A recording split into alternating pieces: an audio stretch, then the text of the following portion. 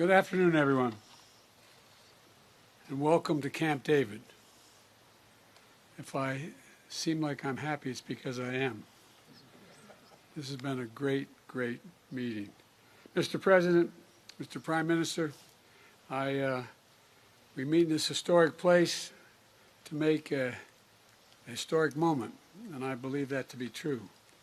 This is a new era in partnership between Japan and the Republic of Korea and the United States. Our new Camp David Trilateral. That's what we have here. But before we dive into the progress we've made today, if you excuse, we used to say in the Senate, a point of personal privilege, I want to start by expressing my appreciation for the contribution that your countries have made toward the relief following the devastating wildfires in Hawaii. I want to thank you both on behalf of the American people. I also want to note that my team is closely monitoring Hurricane Hillary, which has the potential to bring significant rain and flooding to Southern California. FEMA has prepositioned personnel and supplies in the region, and they're ready to respond as needed. I urge everyone in the path of this storm to take precautions and listen to the guidance from state and local officials. And you've heard me say it before, the Republic of Korea and Japan are capable and indispensable allies. Now to the purpose of why we're here. America's commitment to both countries is ironclad, and my personal commitment to bringing these three nations together was real from the very beginning. Since last summer, we've met on the margins of the NATO summit in Spain, the ASEAN summit in Cambodia, and the G7 summit in Japan. Today, we've made history with the first ever standalone summit between the leaders of our three countries, as well as our commitment to meet together on the leader level annually and to have all our relative cabinet member people meet on a regular basis from this point on.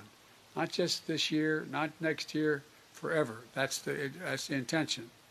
And so I want to recognize the important work that both of you have done and the political courage, and I mean this sincerely, the political courage that you both demonstrated to resolve difficult issues that have stood in the way for a long time of a close relationship between Japan and Korea and with the United States. Your leadership, with the full support of the United States, has brought us here because each of you understands that our world stands at an inflection point, a point where we're called to lead in new ways, to work together, to stand together. And today I'm proud to say our nations are answering that call. First, we're elevating our trilateral defense collaboration to deliver an Indo-Pacific region that includes launching annual multi-domain military exercises, bringing our trilateral defense cooperation to an unprecedented levels. We're doubling down on information sharing, including on the DPRK's missile launches and cyber activities, strengthening our ballistic missile defense cooperation, and critically, we've all committed to swiftly consult with each other in response to threats to any one of our countries from whatever source it occurs. That means we'll have a hotline to share information and coordinate our responses whenever there is a crisis in the region or affecting any one of our countries. And today, we've all reaffirmed our shared commitment to maintaining peace and stability in the Taiwan Straits and addressing economic coercion. We're going to continue to counter threats from the DPRK, including cryptocurrency money laundering to the tune of billions of dollars, potential arms transfer in support of Russia's brutal war against Ukraine. And together, we're going to stand up for international law, freedom of navigation, and the peaceful resolution of disputes in the South China Sea. Second, we're expanding our economic cooperation to build an Indo-Pacific that is peaceful and prosperous. Today, we've committed to launch a new, what we call the Supply Chain Early Warning System, Supply Chain Early Warning System pilot, and which will alert our nations to disruptions of certain products and materials like critical minerals, or batteries, so we can get ahead of the issues as they appear with the experience that we've experienced during the pandemic. Excuse me, this is falling off. There you go. And building on the G7-led Partnership for Global Infrastructure and Investment, we're deepening cooperation between our development finance institutions to mobilize more financing for quality infrastructure and secure communications technology to help low-income and middle-income countries throughout the region take on the challenges that matter most to their people. And finally, our partnership is about building a better future for our people. That's why we're deepening our cooperation on global health and launching a Trilateral expert exchange in support of the U.S. Cancer Moonshot Initiative. That's going to, I believe, change cancer as we know it. It matters a great deal to me and to families all across our 3 countries. In the United States, we are revolutionizing the way we do cancer research, and together, the 3 of us, I'm confident we can harness our shared spirit of innovation and end cancer as we know it. We're also launching a new collaboration between our national laboratories and advance our science knowledge and technological capabilities together. As we do, we'll work in lockstep to set the standards for safe, secure, and trustworthy emerging technology, including artificial intelligence, which a lot of work has to be done on. Let me close with this. Mr. President, Mr. Prime Minister, this is the first summit I've hosted at Camp David as President. I can think of no more fitting location to begin our next era of cooperation, a place that has long symbolized the power of new beginnings and new possibilities. In the months and years ahead, we're going to continue to seize those possibilities together, unwavering in our unity and unmatched in our resolve. This is not about a day, a week, or a month. This is about decades and decades of relationships that we're building. Mr. Prime Minister, Mr. President, I want to thank you for your leadership, and I say it again, for your courage that brought us together. And I look forward to working with both of you ahead. Now I will yield to, who am I yielding to? Distinguished guest, the President of the Republic of Korea. We needed the voice of God to tell us that. First of all, I'd like to thank President Biden for his warm hospitality. It is a great pleasure to visit Camp David along with Prime Minister Kishida. Camp David is a site that bears historical significance where important diplomatic decisions were made at critical junctures of modern history. In order to respond to today's unprecedented public crisis, the ties between our 3 countries, which are the most advanced liberal democracies in the region and major economies leading advanced technology and scientific innovation, are more important than ever. From this moment on, Camp David will be remembered as a historic place where the Republic of Korea, the United States, and Japan proclaim that we will bolster the rules-based international order and play key roles to enhance regional security and prosperity based on our shared values of freedom, human rights, and rule of law. Today, we, the 3 leaders, held the very first standalone Trilateral Summit, marking a new chapter in our trilateral cooperation.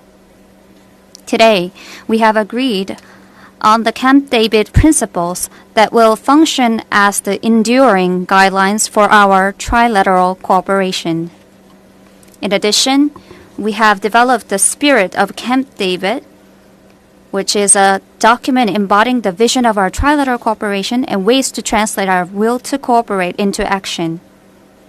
First of all, to facilitate the stable development of our trilateral cooperation, we have built the institutional basis for the trilateral cooperation at multiple levels and sectors.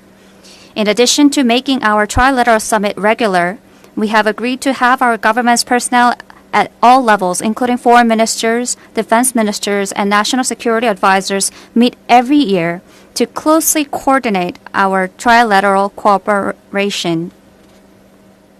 In particular, we, the 3 leaders, have agreed to establish a communication channel so we can swiftly coordinate and respond together in case an urgent issue occurs in the region.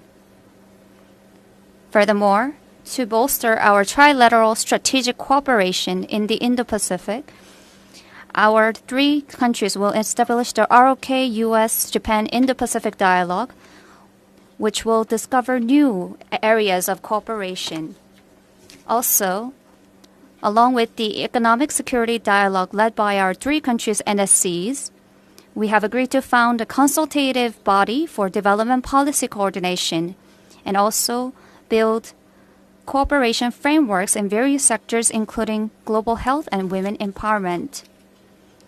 We have also decided to hold our ROK, US, and Japan Global Leadership Youth Summit to strengthen ties between our future generations. Second, we have agreed to step up our security cooperation to ensure our people's safety and peace in the region based on the now institutionalized cooperation framework. First of all, to this end, we have consulted on practical ways to cooperate aimed at improving our joint response capabilities to North Korea's nuclear and missile threats, which have become sophisticated more than ever. The real-time sharing of DPRK missile warning data, which was agreed upon during the Phnom Penh summit last November, will be activated within this year, and this will make a significant progress in strengthening our three nations' capabilities to detect and track North Korea's missiles. In countering the DPRK's nuclear and missile threats, we concurred that trilateral defense exercises were crucial. As such, annual plans will be established for the ROK U.S.-Japan drills we committed to. In the meantime, as North Korea funds its nuclear and missile programs by exploiting labor and human rights, efforts to monitor and stem such activities will be redoubled. To deter the DPRK's illicit funding activities, a new trilateral working group on DPRK cyber activities will be established. Moreover, Korea, the U.S., and Japan, in their pursuit of Indo-Pacific strategies, oppose any unilateral attempts to change the status quo by force. Respect for sovereignty, territorial integrity, the peaceful settlement of disputes, among others, undergird a rules-based international order that we resolve to safeguard by intensifying our collaboration. As part of such endeavors, our three nations agreed to support ASEAN and Pacific Island countries with their maritime security capacity building efforts. Furthermore, to help Ukrainians regain freedom and pursue reconstruction, we are determined to increase our three-way coordination. Next, we, the three leaders, discussed how to work together to promote shared prosperity and future growth. First of all, in the field of economic security directly linked to our national economies of the three countries, we will work to expand our strategic partnership. To ensure global supply chain resilience and energy security, we pledged to bolster our trilateral cooperation. To manage global supply chain risks, an early warning system will be established together. In addition, we decided to broaden our collaboration in the field of cutting-edge technologies to secure future growth engines.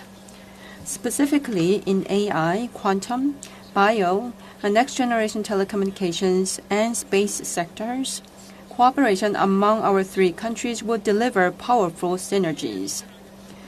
Korea, the U.S., and Japan committed to have their national laboratories expand joint R&D and personnel exchanges, providing a cornerstone for the three countries' leadership in science and technology innovation.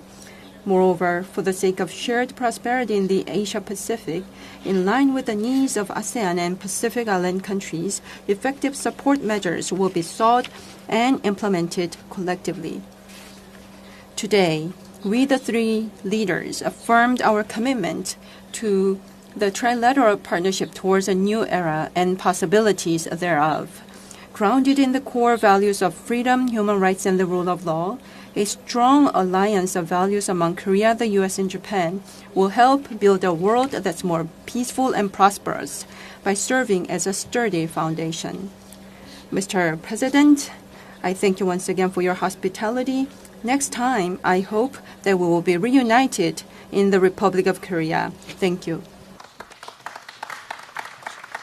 Distinguished guest, the Prime Minister of Japan. President. Thank you. First of all, in Maui, Hawaii, wildfires caused devastating damage. I express my sympathy, and I really pray for the peace of those who have lost their lives. In order to offer support, a total of $2 million worth of support by our country has been decided, and therefore the relief for the affected people and for the earliest recovery of the affected areas, Japan will proactively do our contribution. Today, I have visited Camp David, and the three of us have spent a truly meaningful time. I express my heartfelt gratitude to Joe for the kind invitation. Together with Joe and President Yoon, this has been a precious opportunity for myself to further deepen the relationship of trust and confidence. For the first time ever, instead of in the sidelines of multilateral conferences, we have held the Trilateral Summit on a stand-alone basis. Here at Camp David, numerous historical meetings have taken place, and it is a huge honor to have printed a fresh page in its history with this meeting. The foundation of the trilateral collaboration are the solid, firm, bilateral relationships. The three of us have understood this more than anyone else and have executed our understanding in practice. In January this year, I visited the United States, and later President Yoon visited Japan in March, and then to the US in April. And in May, I myself traveled to South Korea, and we have bolstered our mutual relationship. At the moment, the free and open international order based on the rule of law is in crisis. Due to Russia's aggression of Ukraine, the international order is shaken from its foundation. The unilateral attempts to change the status quo by force in the East and South China Seas are continuing, and the nuclear and missile threats of North Korea is only becoming ever larger. Under such circumstances, to make our trilateral strategic collaboration blossom and bloom is only logical and almost inevitable, and is required in this era. The three of us here today declare our determination to pioneer the new era of Japan-US ROK partnership.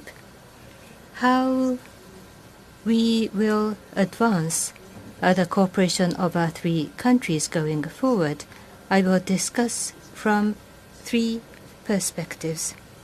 Firstly, the coordination between the Japan-US and the US ROK alliances will be reinforced, and trilateral security cooperation will be brought to a new height.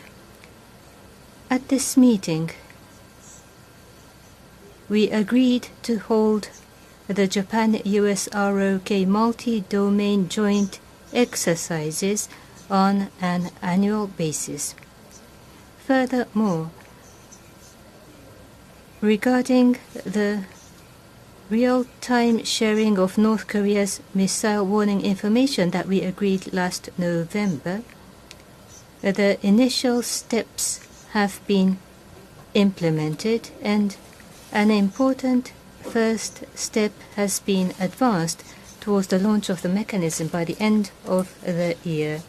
We also agreed on the establishment of the working group on North Korea's cyber activities considered to be the source of finance for nuclear and missile development and on other matters. The second point is the promotion of cooperation between the United States, Japan, and South Korea, and the expansion of their areas of cooperation. Regarding the response to North Korea, in addition to strengthening regional deterrence and response capabilities, the three countries agreed to strengthen cooperation for the full implementation of sanctions and to work closely together in the UN Security Council, where all three countries will be members in 2024.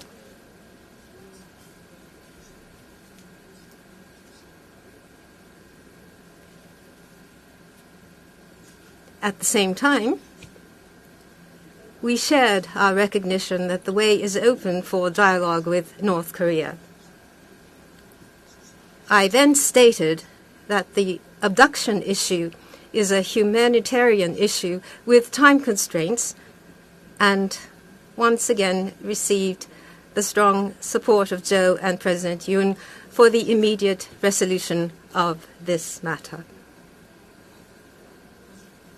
We also agreed to work together through the Indo-Pacific Dialogue and the development of cooperation to realize a free and open Indo-Pacific, and in particular to coordinate capacity building support in the domain of maritime security, particularly with regard to ASEAN and Pacific Island countries. Furthermore, we agreed to promote cooperation in the field of economic security, including critical and emerging technologies and supply chain resilience. Third, developing a framework for trilateral cooperation. This will create a foundation for continuous and stable enhancement of coordination among the three countries. After confirming that the three countries will promote multi-layered cooperation at all levels, it was agreed that the Trilateral Summit meeting will be held at least once a year.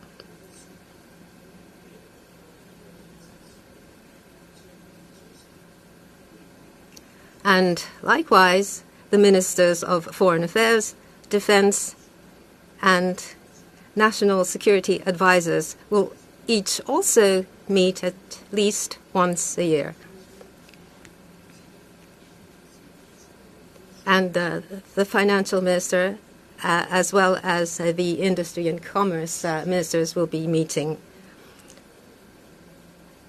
We will consider the Camp David principles issued today at a historic turning point for the international community to be a new compass for trilateral cooperation, and we will vigorously implement the concrete cooperation outlined in the Camp David statement of Japan, ROK, and U.S. on our partnership. Together with Joe and President Yoon, we will continue to work to further strengthen the strategic partnership between the three countries in order to safeguard a free and open international order based on the rule of law. Thank you. Thank you. Now we have time for questions. President Biden, please select your reporter first. Amir of the AP. Thank you, Mr. President. I have a question for each of the leaders. It'll be brief but related. President Biden, first for you, how confident should Asia be about a robust American commitment to a nuclear umbrella when the commander-in-chief who preceded you and is looking to succeed you spoke openly about reducing the U.S. footprint in the Korean Peninsula? President Yoon, how much confidence can Japan and the U.S. have about Seoul's long-term commitment to rapprochement when polls show the solid majority of Korea disapproves of your handling and mending of the forced labor issue. And Prime Minister Kishida, what assurances can you give to your country's citizens who fear bolstering your security cooperation in this matter could lead to the country into an economic Cold War with China? And if you'll indulge me, Mr. President, on a domestic matter, what is your reaction to the special counsel appointment last week into your son? Thank you. Well, first of all, look, there's not much, if anything, I agree on with my predecessor on foreign policy. His America First policy, walking away from the rest of the world, has made us weaker, not stronger. America's strong with our allies and our alliances, and that's why we will endure. And it's a strength that, quite frankly, that increases all or three of our strengths. This is just about one summit. What makes today different is it actually launching a series of initiatives that are actually institutional changes in how we deal with one another. And security cooperation, economic cooperation, technology cooperation, development cooperation, consultation exercises. And all of this will create its own momentum, I believe, year by year, month by month, to make the relationship stronger and more certain to remain, to be in place. And with regard on these results, I think are going to keep it going, and I think they're going to benefit all our countries. And with regard to the second question, I have no comment on any investigation that's going on. That's up to the Justice Department, and that's all I have to say.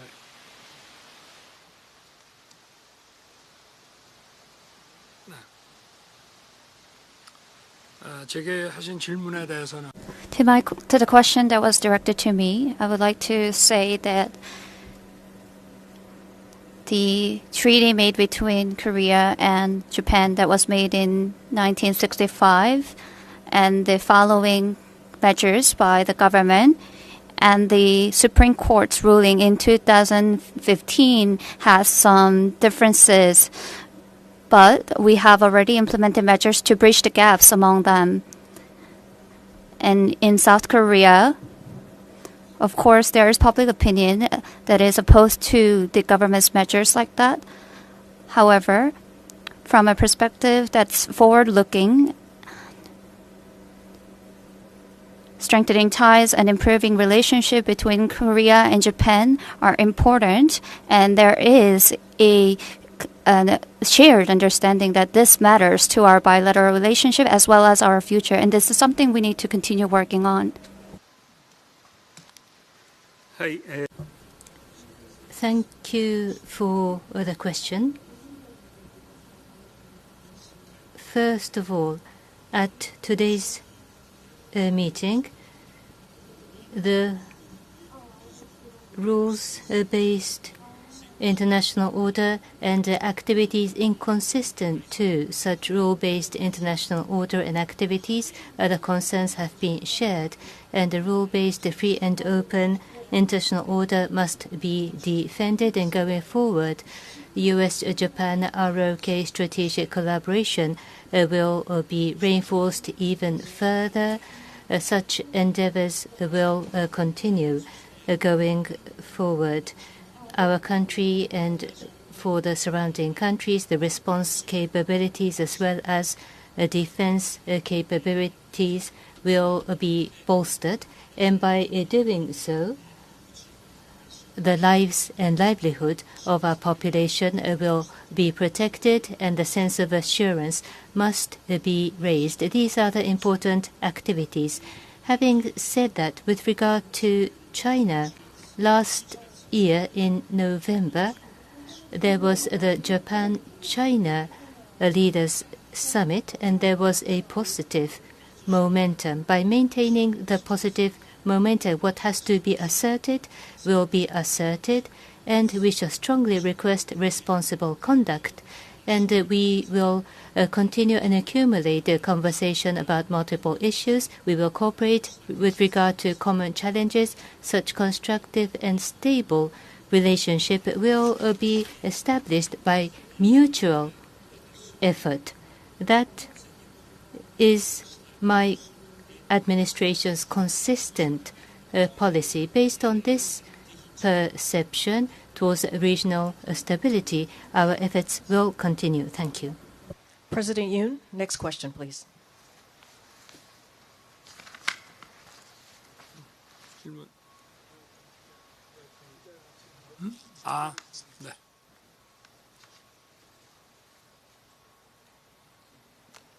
자, 우리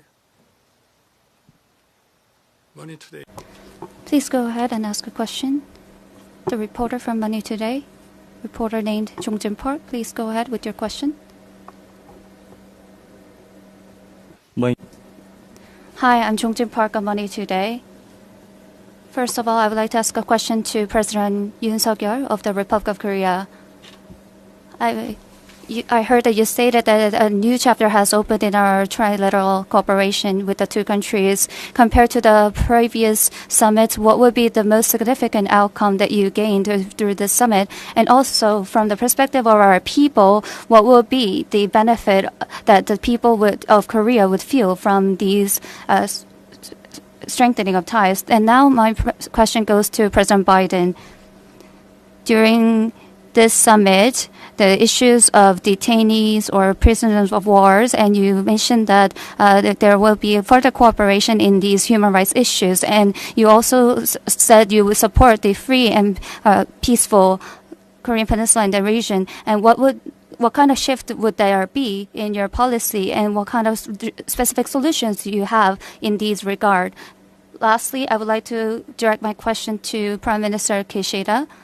Today, we had the historic trilateral summit. However, there was much backlash and many concerns in Korea.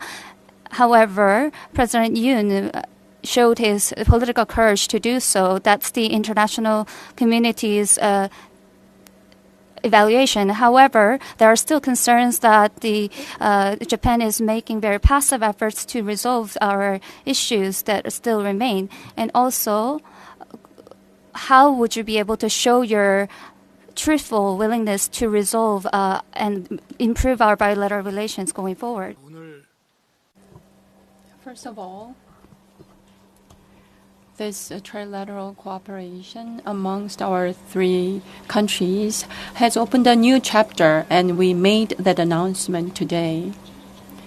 To talk about the differences from the past cooperation, for instance, in the past, it was about individual issues that we sought cooperation among ourselves. But now, as we have opened a new chapter in our cooperation for security, economy, science and technology, and development cooperation for the Global South, health, and women, across all of these issues, our three countries decided to closely work together, so it's much more comprehensive in nature. Such comprehensive cooperation has been launched by us today because currently we face complicated crisis and the threat from the DPRK. And across the world, we believe that we can together make a contribution to freedom and peace around the world. So that is our foundational understanding, and our common and shared interests of the three countries, and not just for exclusionary interests of ourselves. Our interests are well aligned with the universal interests of the members of the global community. That's where we find our shared interests lie. And at the same time, this framework of comprehensive cooperation among our three countries will contribute to global supply chain resilience, global financial market stability, cooperation in the frontier technology sectors and science.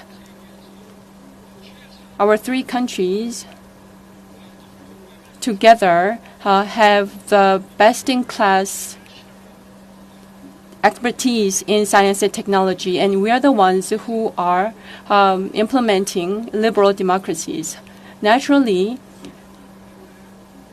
progress in science and technologies will bring benefits, tangible benefits to our people, not just in terms of security, but also in terms of economy and science and technology. But what is most important here is not about our own interests only. When we put our forces together, I believe that we can make a contribution to the advancement of freedom and peace in the world. And that's exactly where our interests are aligned.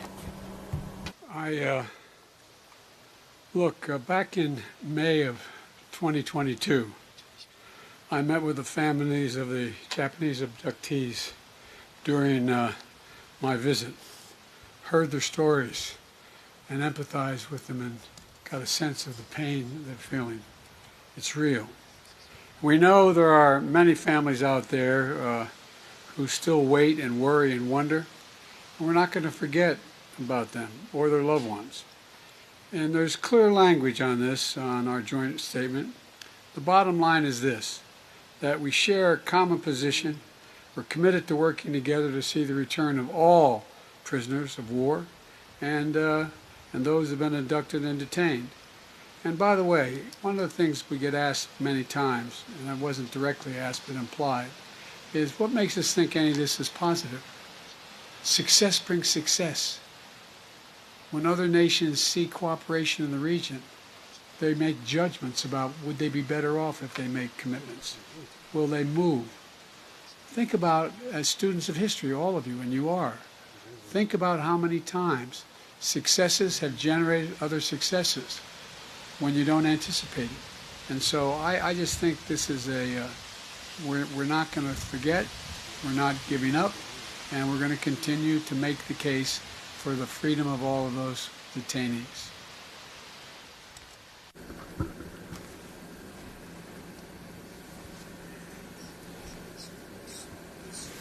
With regard to your question for me, first of all, I have strong feelings about strengthening bilateral relationships between ROK and Japan. I share that with President Yoon.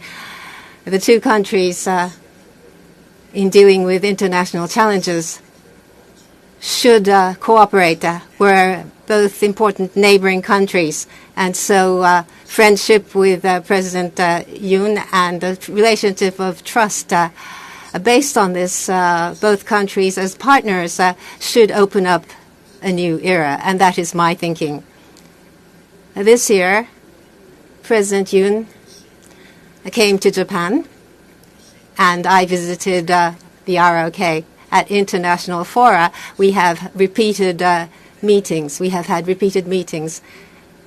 And between our two countries, including the economy and security, we've had forward-looking and concrete approaches which were started. It's already in motion dynamically. Economic security dialogue was started, or it has been decided on. In the area of export control, there have been progress, and also financial ministers and defense ministers have had meetings. And so we've had this very positive, forward-looking developments. And these are seen not only in the public sector, but also in the private sector. We see a slate of developments, human exchanges and exchanges between business circles. We're seeing very active developments in all of these areas. And that is a reality. Going forward, we hope to accumulate these approaches along with President Yoon to strengthen our bilateral relations even further by generating results. We hope that people will understand Japan's feelings toward our bilateral relations, and we'd like to continue such efforts. Thank you.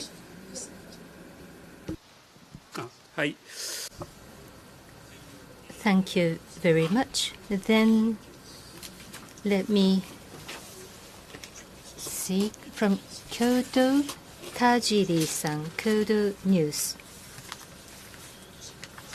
Tajiri, Kyoto News. at Camp David with history. I do have a question to each of the leader.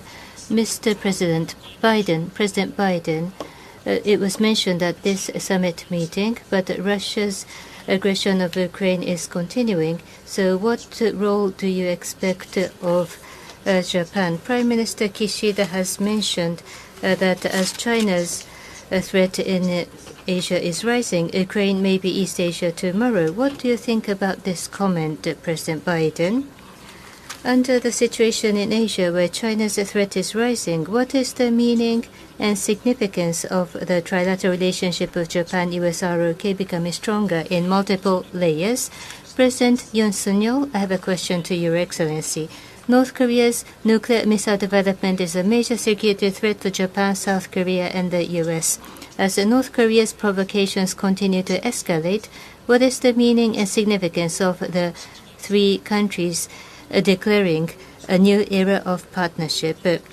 Regarding the release of treated water at Fukushima Daiichi nuclear power plant, did Prime Minister Kishida explain the matter at the trilateral or the bilateral summit today? At the recent Japan ROK summit meeting, Your Excellency, you expressed your intent to respect the IAEA report. Despite the strong domestic opposition, why do you demonstrate your understanding for the policy of Kishida administration? I ask for the reason. And to Prime Minister Kishida, this is the first time that the Trilateral Summit is held on a standalone basis rather than on the sidelines of international meetings. You have said that the trilateral cooperation will be raised to new heights for the security environment in East Asia. And without the resolution of abduction, North Korea's continuing nuclear missile development, what is the meaning for North Korea? And in East and South China Seas, by maritime advancement, China is continuing unilateral attempts to change the status quo. What is the meaning for China? And you have a great imagination. One question ends up being six, but thank you. I'll try to answer all of them. I'm glad I didn't have you as my law professor when I said one question. Anyway, they're all legitimate questions. Look, on Ukraine, I and my country and the leadership of my country and both parties are very grateful for everything Japan is helping to deal with in Ukraine. And I mean that sincerely. They've showed strong leadership through the G7 as well, and contributed to a significant amount of financial and humanitarian assistance to Ukraine, as well as non-lethal military equipment. And, and they've joined so many other nations in holding Russia accountable through their international sanctions. If my memory serves me well, and I think it does, Mr. Prime Minister, we found ourselves in a circumstance where when I called you about Ukraine, I didn't have to convince you of anything. I started off to make the case that Ukraine was a circumstance where to think in the first quarter of the 20th century, another country would amass over 150,000 forces on the border of another country, or 150,000 forces, and invade that country without any rationale other than, if you read Putin's speech after he invaded, he talked about Kyiv being the motherland. It just was ridiculous, I think. And he talked about being Peter the Great. It was just, imagine if we'd done nothing. Imagine if we'd done nothing. And the point was immediately recognized, if I'm not mistaken, by you, Mr. Prime Minister, that we're in a situation where it could happen anywhere. We stood still. What signal would that send to China about Taiwan? What signal would that send around the world with nations more powerful on borders? But here's the deal. You contributed significantly to what I think is already let me put it this way. Russia has already lost. It cannot meet its original objective, which it stated. It's not possible. But then they've joined so many other nations in holding Russia accountable for international sanctions. With Japan's leadership, from day one, it has been critical to making it clear that the consequences for war extend well beyond Europe. Well beyond Europe. I say it in reverse. What would happen if an Asian country with 150,000 troops invaded another? You think that would not affect the industry, economy, and the foreign policy of nations in Europe and Latin America, all across the world, would have profound impact. And with Japan's leadership from day one has been critical to making clear the consequences of this war extend well beyond Europe. Well beyond Europe. It's a global issue. It has impacts everywhere, and Prime Minister's comments at Shangri-La capture that. And by the way, you know, what we talked about this being an inflection point. The world's changing. The world is changing. And about every 6 or 7 generations makes significant change. And there's a lot happening. And the idea that we're going to sit down in the rest of the world and say, well, that's only a European problem. There hasn't been that kind of invasion since World War II. And so, as for peace, we all want that, of course. Ukrainians want it most of all. And my team has been working very closely with the President Zelensky's team and the further peace formula, noting that nothing about Ukraine without Ukraine, but nonetheless, we're meeting with them constantly. And your other 2 questions about China, I'll just say this summit was not about China. That was not the purpose of the meeting, but it did come, China obviously came up. Not to say we don't share concerns about the economic coercion or heightened tensions caused by China, but this summit was really about our relationship with each other and deepening cooperation across an entire range of issues that went well beyond just the immediate issues we raised. It was about more peaceful and prosperous Indo-Pacific, a region, quite frankly, that would benefit everyone living there and around the world if we get it right. It's not just here. It has a phenomenal impact. Think about what's at any rate. I won't get going. I'll take too long. But as you've seen from the initiatives we're announcing here, today is just how committed we are to see this vision take place. And I think this relationship that we've put together, and I think you're going to see it expanded. It's not really what we did today. This is a historic meeting, but we've laid in place a long-term structure for a relationship that will last and have phenomenal impact, not just in Asia, but around the world. Someone once said in a different context that about healthcare provision in my country a while ago. This is a big deal. This is a big deal. Thank you. They have to answer their questions.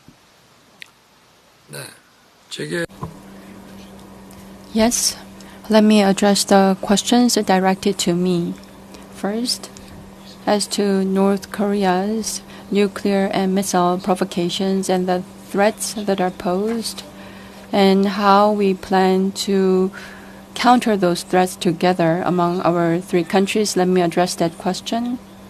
Of the cooperative frameworks among our 3 countries, what is most symbolic out of those is our cooperation in defense area. Any provocations or attacks against any one of our 3 countries will trigger a decision-making process of this trilateral framework, and our solidarity will become even stronger and harder. And at the same time, missile information will be shared in a real-time basis, and systematic training and drills will be implemented in accordance with the systematic annual schedules, regular schedules, and regular trainings that we plan to carry out together against the DPRK's missile provocations. That will be our response. And at the same time, regarding your question concerning the water release from the Fukushima plant, as a matter of fact, that issue was not addressed during our summit because it was not on the agenda. But still, let me try to address that question. The Fukushima plant treated water, if it's going to have some type of impact, it would flow through the entire Pacific Ocean, having an impact not just on our 3 countries, but all countries around the world. As such, for the sake of safety and health of the people of our 3 countries and all members of the international community, that should be something that we need to place the highest priority on. Regarding this treated water based on scientific principles. All of the processing should be carried out accordingly.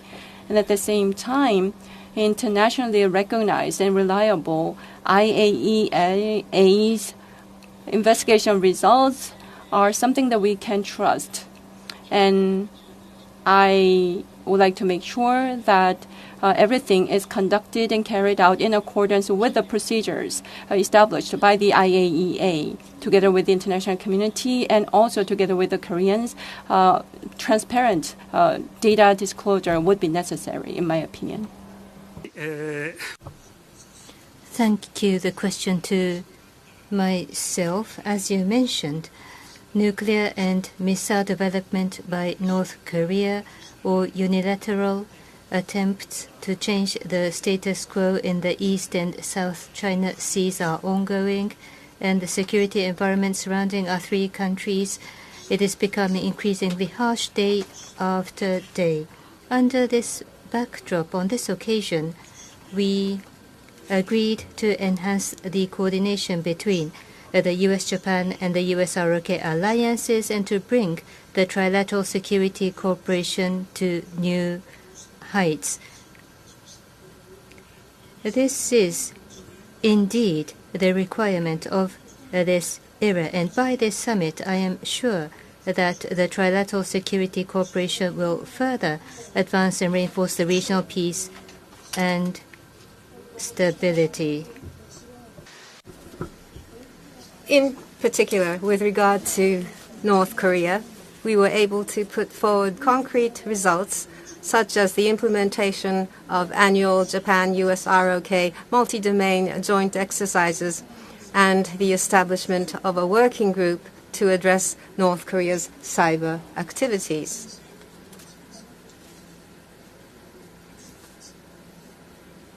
I also stated that the abduction issue is a humanitarian issue with time constraints,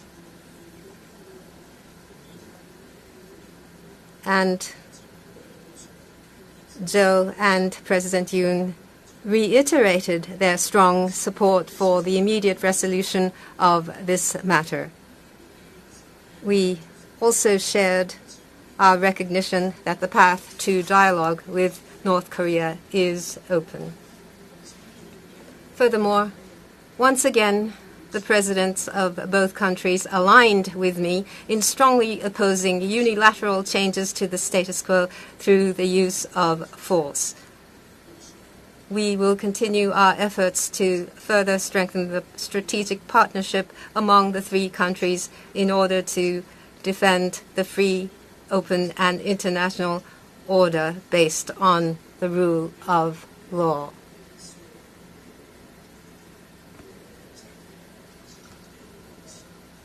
That is all. Thank you. Concludes. I expect and hope to follow up on our conversation on Bali this fall. That's my expectation. Thank you.